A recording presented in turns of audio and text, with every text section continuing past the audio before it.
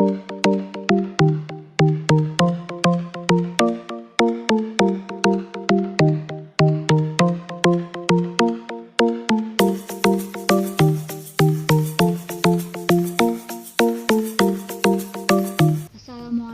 warahmatullahi wabarakatuh. Nah, pada pertemuan kali ini kita akan belajar mengenai jenis-jenis titik stasioner. Pada pertemuan hari ini nantinya diharapkan kalian dapat menentukan titik balik maksimum fungsi trigonometri dan dapat menentukan titik balik minimum fungsi trigonometri. Nah, sebelum masuk ke materi inti, kita mengingat kembali terlebih dahulu. Pada fungsi trigonometri, titik X sama dengan A disebut sebagai stasioner jika f aksen A-nya sama dengan 0. Nah, ini sudah kalian pelajari pada pertemuan sebelumnya. Nah, dalam menentukan jenis-jenis titik stasioner nantinya, terlebih dahulu nantinya kita akan mencari titik stasionernya terlebih dahulu. Kemudian kita masih menggunakan syarat dari menentukan titik stasioner, yaitu titik stasioner dicapai ketika f aksen A-nya sama dengan 0. Langsung saja kita masuk ke materi inti, jenis-jenis titik stasioner. Nah, terdapat 3 jenis titik stasioner suatu fungsi, yaitu titik balik maksimum, titik balik minimum, dan titik belok. Nah, titik stasioner A dapat menyebabkan FA menjadi nilai maksimum fungsi, menjadi nilai minimum fungsi, atau menjadi titik belok fungsi. Nilai maksimum, minimum, atau titik belok tersebut dapat diperiksa menggunakan uji turunan pertama dan kedua.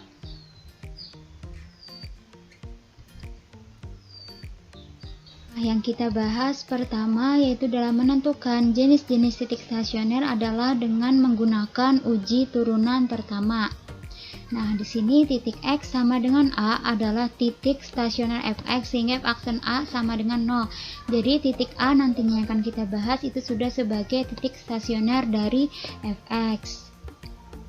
Nah, untuk gambar yang pertama di sini, dari gambar diketahui f aksen X-nya lebih dari 0 ketika X kurang dari A. Nah, yang ini f aksen X lebih dari 0, fungsi F-nya naik ketika X-nya kurang dari A atau X berada di sebelah kiri A. Nah, kemudian f aksen X kurang dari 0 untuk X lebih dari A. Nah, f aksen X kurang dari 0 atau fungsi F-nya turun ketika X-nya lebih dari A atau berada di sebelah kanan A. Nah, dari gambar sini f aksen X kan lebih dari 0, maka fungsi F-nya naik. Jadi sini f aksen X-nya positif untuk X yang kurang dari A. Nah, kemudian karena A ini adalah titik stasionernya, jadi di sini f aksen X-nya sama dengan 0. Kemudian untuk X yang lebih dari A, di sini f aksen X-nya kurang dari 0, maka fungsi F-nya turun. Jadi nilai f aksen X-nya negatif. Nah, proses dari positif ke negatif ini untuk titik A, FA-nya itu disebut dengan titik balik maksimum, dan nilai FA-nya itu disebut dengan nilai maksimum Fx. Nah, selanjutnya untuk gambar yang kedua, dari gambar di sini diketahui ketika f aksen X kurang dari 0 itu untuk X kurang dari A. Nah, ini f aksen X kurang dari 0 ketika X-nya kurang dari A atau X berada di sebelah kiri A. Kemudian f aksen X lebih dari 0 untuk X lebih dari A. Nah, di sini f aksen X lebih dari 0 untuk X yang berada di sebelah kanan A. Nah, di sini kan tadi f aksen X-nya kurang dari 0, maka fungsi F-nya turun. Maka di sini untuk X kurang dari A, f aksen X-nya negatif. Kemudian karena A ini adalah titik sebagai titik stasionernya, maka di sini f aksen X-nya untuk A sama dengan 0. Kemudian untuk X yang lebih dari A atau X yang berada di sebelah kanan A, di sini kan tadi f aksen X-nya lebih dari 0, maka fungsi F-nya naik. Jadi di sini f aksen X-nya positif. Nah, jadi proses dari negatif ke positif untuk titik A, FA-nya itu disebut dengan titik balik minimum, dan nilai FA disebut dengan nilai minimum Fx.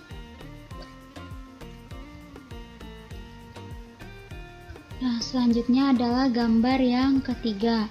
Nah, dari gambar diketahui f aksen X kurang dari 0 ketika X-nya kurang dari A. Nah, di sini f aksen X kurang dari 0 ketika X-nya kurang dari A atau X berada di sebelah kiri A. Nah, dan f aksen X juga kurang dari 0 ketika X-nya lebih dari A. Nah, f aksen X kurang dari 0 ketika X-nya lebih dari A atau X-nya berada di sebelah kanan A. Nah, karena di sini f aksen X kurang dari 0, maka di sini fungsi f-nya turun. Jadi f aksen X-nya negatif. Nah, karena A ini adalah sebagai titik stasioner, maka f aksen X untuk X sama dengan A adalah 0. Kemudian ketika X lebih dari A, di situ f aksen X-nya juga kurang dari 0, maka fungsinya juga turun. Jadi di sini f aksen X-nya juga negatif.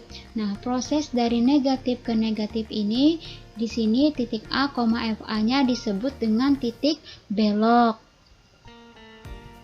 Nah, selanjutnya untuk gambar yang keempat, di sini dari gambar diketahui f aksen X lebih dari 0 untuk X kurang dari A. Nah, di sini f aksen X lebih dari 0 ketika X-nya kurang dari A atau X berada di sebelah kiri A. Kemudian f aksen X lebih dari 0 untuk X lebih dari A. Nah, ini f aksen X lebih dari 0 untuk X yang berada di sebelah kanan A atau X yang lebih dari A. Nah, di sini dapat kita lihat f aksen X lebih dari 0 berarti fungsi F-nya naik. Nah, karena fungsi F naik di sini untuk X kurang dari A, f aksen X-nya positif. Nah, karena A ini sebagai titik stasionernya tadi, maka di sini untuk X sama dengan A, f aksen X-nya sama dengan 0. Kemudian untuk X yang lebih dari A, di sini kan f aksen X-nya lebih dari 0. Nah, maka fungsi F-nya naik, jadi f aksen X-nya positif.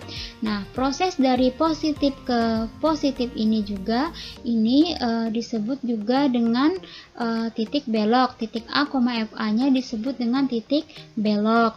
Jadi proses dari negatif ke negatif untuk titik A, FA-nya disebut titik belok. Begitu juga proses dari positif ke positif, titik A, FA-nya juga disebut dengan titik belok.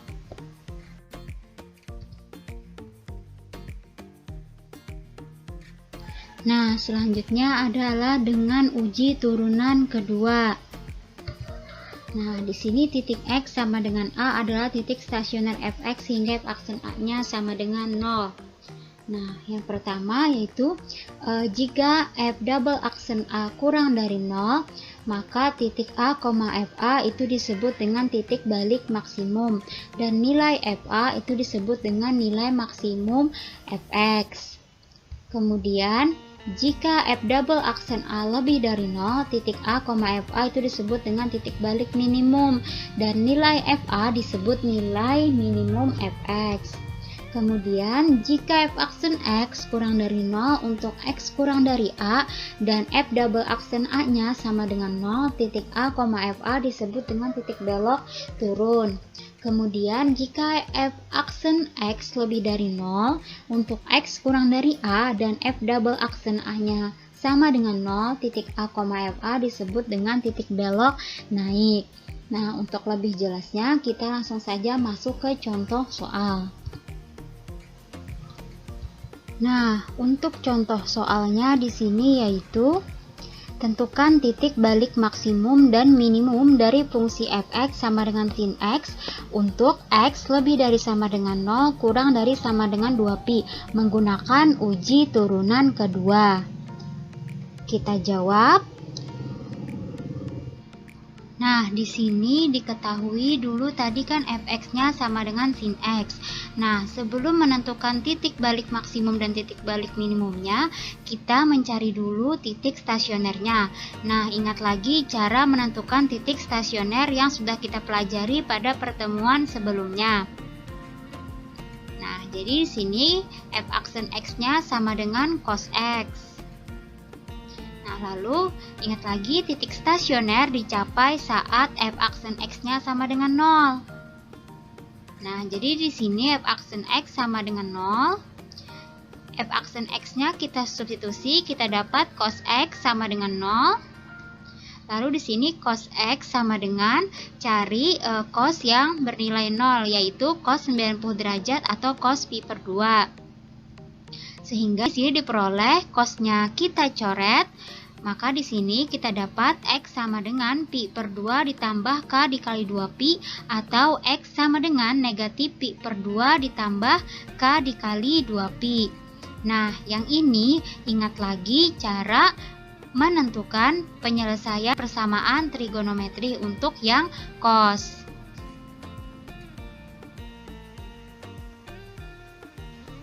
Nah, di sini untuk yang pertama yaitu untuk x sama dengan pi per 2 ditambah k dikali 2pi.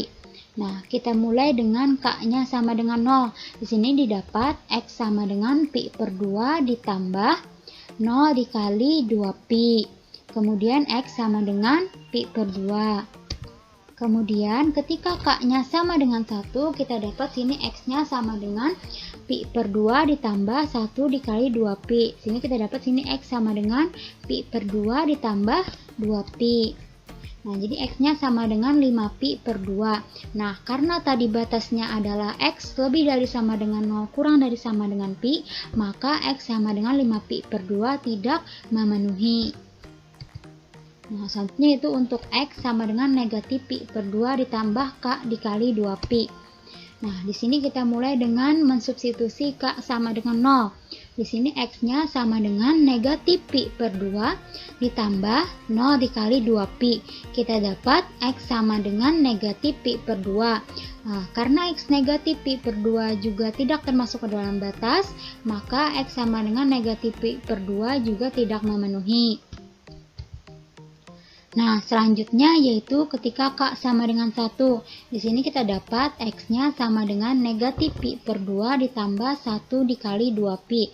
Jadi, kita dapat x-nya sama dengan 3pi per 2. Kemudian ketika k sama dengan 2, di sini x-nya sama dengan negatif pi per 2 ditambah k-nya kita substitusi dengan 2, jadi sini 2 dikali 2pi, kita dapat x sama dengan negatif pi per 2 ditambah 4pi.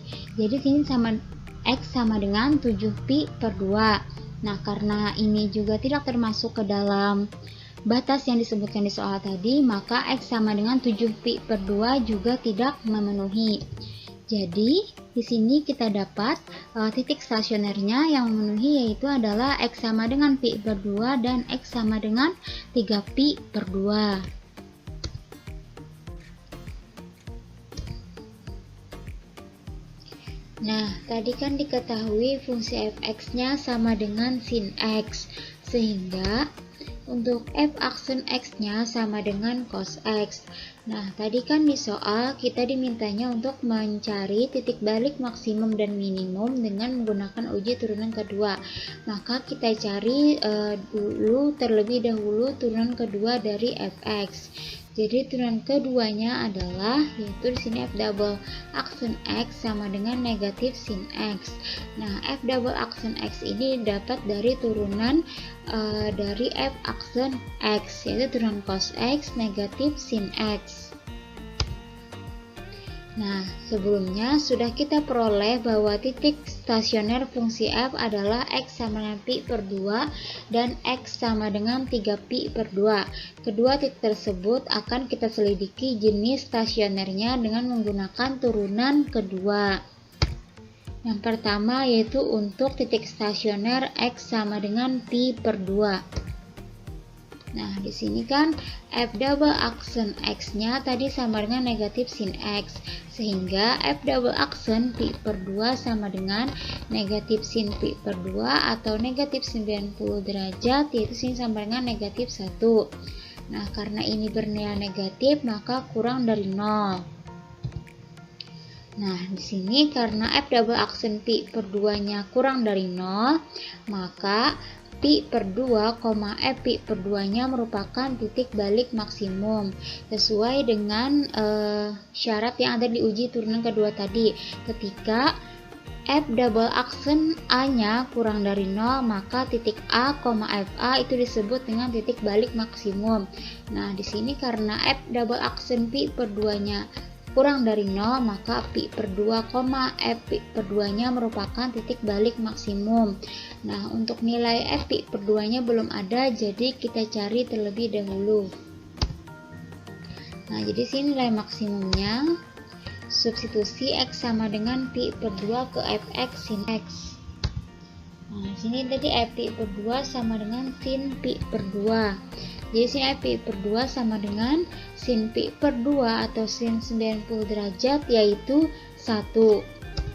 Nah, sehingga di sini kita dapat titik balik maksimumnya adalah pi per 2, F pi per 2 yaitu 1. Jadi titik balik maksimumnya adalah pi per 2, 1.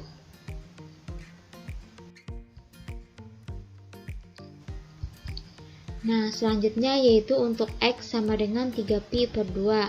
Jadi di sini untuk F double aksen X sama dengan negatif sin X, sehingga F double aksen 3pi per 2 sama dengan negatif sin 3pi per 2 atau negatif sin 270 derajat, yaitu sama dengan 1. Nah, sin 270 derajat yaitu negatif 1, negatif 1 kalikan negatif jadi 1. Nah, karena 1 bernilai positif, maka di sini untuk F double aksen X-nya lebih dari 0. Nah, karena F double aksen 3pi per 2 lebih dari 0, maka di sini 3pi per 2, F 3pi per 2-nya merupakan titik balik minimum sesuai dengan uji turunan kedua tadi, yaitu jika F double aksen A-nya lebih dari 0, maka titik A, FA disebut dengan titik balik minimum. Jadi sini F double aksen 3pi per 2-nya lebih dari 0, maka 3pi per 2, F 3pi per 2-nya merupakan titik balik minimum. Nah, karena di sini F 3pi per 2-nya belum ada nilainya, kita cari terlebih dahulu untuk F 3pi per 2-nya atau nilai minimumnya. Yaitu di sini substitusi X sama dengan 3pi per 2 ke Fx sama dengan sin X. Sehingga di sini F 3pi per 2 sama dengan sin 3pi per 2. F 3pi per 2 sama dengan sin 3pi per 2 atau sin 270 derajat, yaitu negatif 1. Sehingga di sini titik balik minimumnya adalah 3pi per 2, F 3pi per 2-nya yaitu negatif 1. Nah, sampai di sini dulu untuk penjelasannya. Salah hilap mohon maaf. Wassalamualaikum warahmatullahi wabarakatuh.